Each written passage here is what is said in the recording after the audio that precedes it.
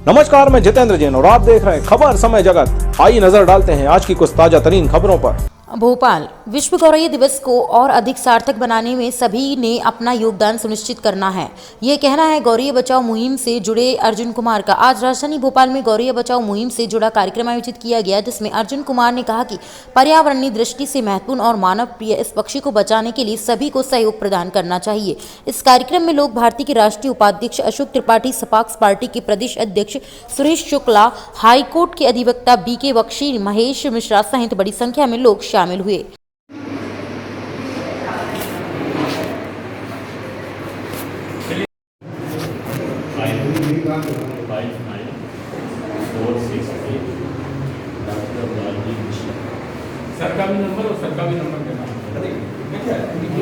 विंध्य प्रदेश की मांग काफ़ी समय से चल रही है।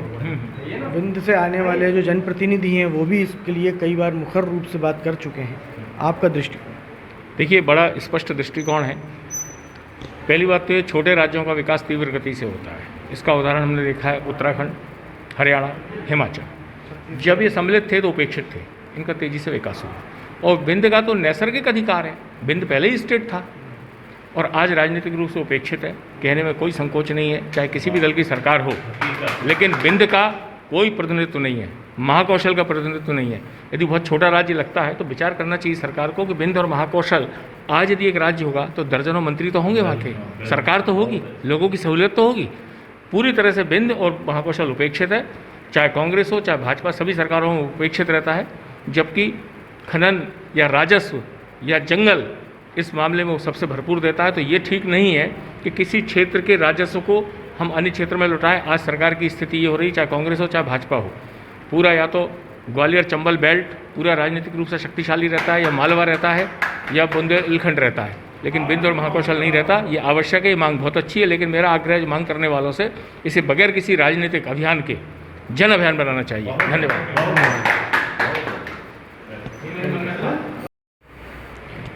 पृथक विंध्य प्रदेश की जो मांग उठ रही है, क्यों आवश्यकता है इसकी, इसको आप थोड़ा बताएं।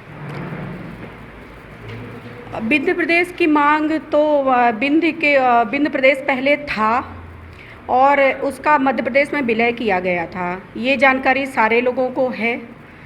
और वहाँ पर जो विंध्य प्रदेश में जो मांग उठी है वो सिर्फ इस वजह से कि विंध्य के क्षेत्र का उस तरह से विकास नहीं हो पाया है जैसे होना चाहिए था। जी, आप इस बारे में क्या बताएं?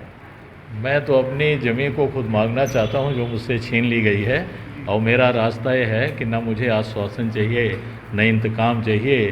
विंध्य मेरा कब लौटा रहे हो इसका पैगाम चाहिए। विश्व गौरैया दिवस पर आज यहाँ एक कार्यक्रम आयोजित किया गया। गौरैया बचाओ का एक संदेश जो समाज को दिया जा रहा है, इस बारे में अपने विचार? गौरैया दिवस पे पूरे प्रदेशवासी देशवासी को ये संदेश देना चाहते हैं, क्योंकि ये गौरैया एक चिड़िया है। चिड़िया पहले क्या, जब गांव में देखा जाता था कच्चे मकान हुआ करते थे तो चिड़ियाओं को घोंसला हुआ करते थे। धीरे धीरे चिड़ियाएँ लुप्त होती जा रही हैं, पक्के मकान बन गए। तो ये संदेश सभी देशवासियों प्रदेशवासियों को इसलिए दे रहे हैं कि एक घोंसला या एक ऐसी जगह जहां आप रख सकते हो, वहां एक छोटा सा जगह बनाए, एक डब्बा बनाए, जिससे कि चिड़िया का गौरैया का फिर विकास हो सके, जिससे लुप्त हो रही हैं। सबसे बड़ी बात तो क्या है कि हम लोगों जो पहले थी परंपरा थी और आज की परंपरा में थोड़ा अंतर है, क्योंकि जागरूकता कम है, और जागरूकता जब बढ़ेगी तभी हम लोग गौरैया का बचाव कर पाएंगे। गौरैया को मानव मित्र, किसान मित्र बताया जाता है, आप क्या कहें? देखिए, इस प्रकृति में जितने जीव जंतु पशु पक्षी हैं सब मनुष्य पर आधारित हैं। उसमें दो वर्ग हैं, एक हिंसक वर्ग है, एक अहिंसक वर्ग है। जितने ये कीट पतंग पक्षी, विशेष तौर पर गौरैया, ये मनुष्य के और सब एक दूसरे के सहयोगी और सहायक हैं। लेकिन भौतिकवाद में आज अभी मैं कैसे सारे सुखों का भोग कर लूँ, इसमें वो संवेदनशीलता समाप्त हो गई। गौरैया बचाओ अभियान या पक्षी बचाओ अभियान या पक्षियों को दाना पानी डालना, ये संवेदनशीलता का प्रतीक है। जिस मनुष्य में ये भाव होगा वो निश्चित समाज के लिए संवेदनशील होगा और उपयोगी होगा। यह एक हमारी संस्कृति और संस्कार हैं, इस पर हमें आना चाहिए और पक्षियों को बचाना चाहिए। बहुत अच्छा अभियान कर रहे हैं अर्जुन जी और उनकी टीम, मैं उनको बहुत कोटिशः बधाई देता हूँ। इस प्रकार की प्रेरणा सबको मिले, हम अपने हिस्से की ईमानदारी करें, जितना कर सकें उतना बचाएं। धन्यवाद। गोरैया बचाओ अभियान से आप कब से जुड़े हुए हैं और इसके लिए आपने क्या क्या कार्य किए? ये गोरैया जो बचाओ अभियान है काफ़ी वर्षों से चल रहा है और गोरैया का एक मेन कारण है कि गोरैया जिस घर में रहती है वहाँ पर पॉजिटिव एनर्जी आती है। जब से गोरैया इस घर से रवाना हुई है तब से ये नेगेटिव एनर्जी का आगमन हो रहा है।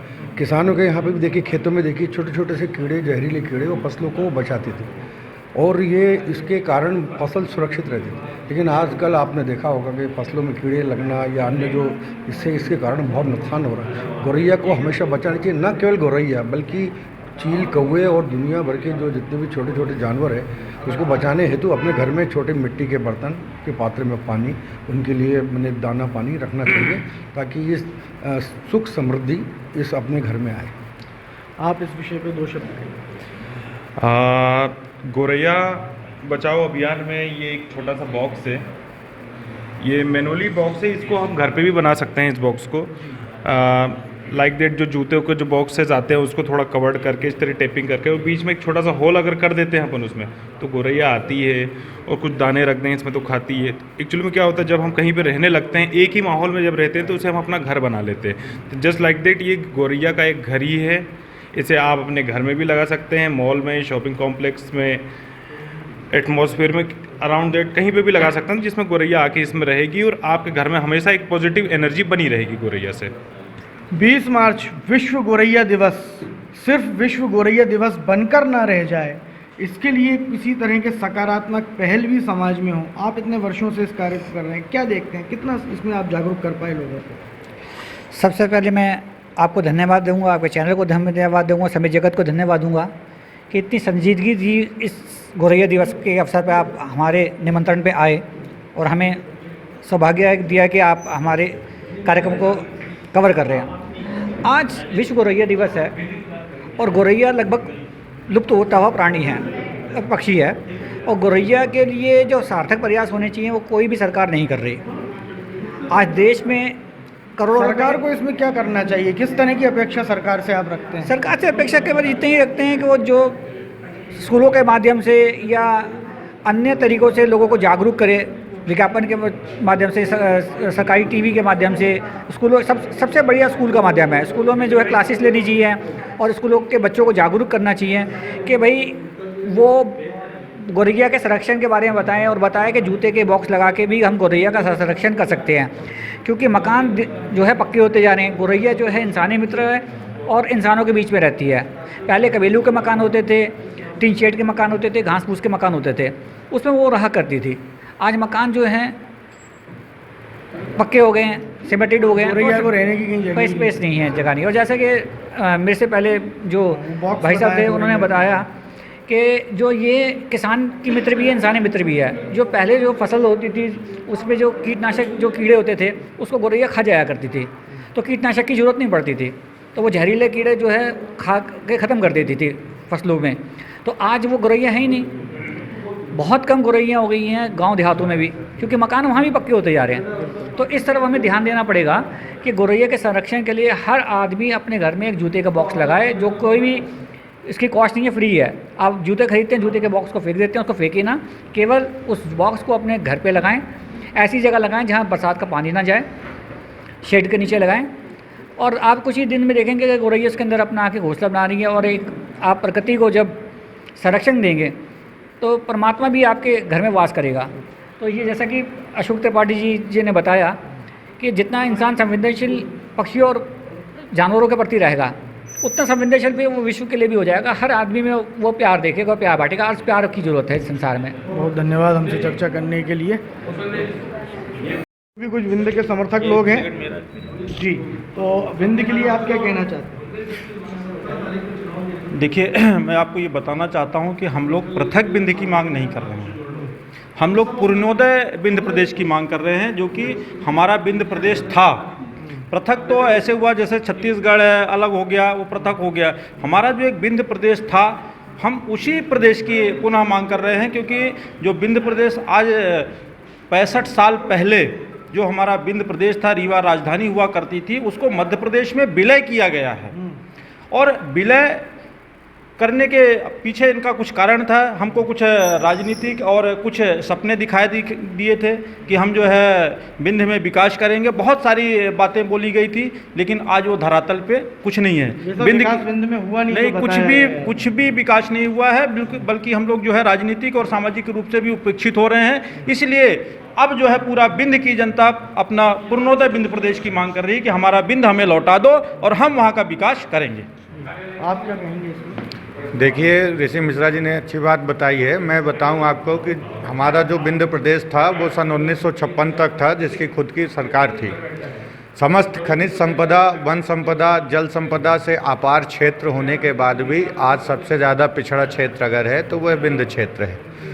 आप देखेंगे तो हमारे यहाँ के नौवा रोजगार के लिए अन्य प्रदेशों में दिल्ली, बॉम्बे, गुजरात में भटकते हुए आपको दिख जाएंगे, जबकि मध्य प्रदेश के राजस्व का 42% का जो हिस्सा है वो विंध्य प्रदेश के क्षेत्र से मिलता है। इसलिए हमारी मांग है कि हमारे विंध्य को पुनः अस्तित्व में लाया जाए, और अगर हमारे मांगों को सरकार गंभीरता से नहीं लेगी तो हमारे यहाँ एक बघेली में कहावत है कि हमका न खेले देवे तो हम बिथरा देव।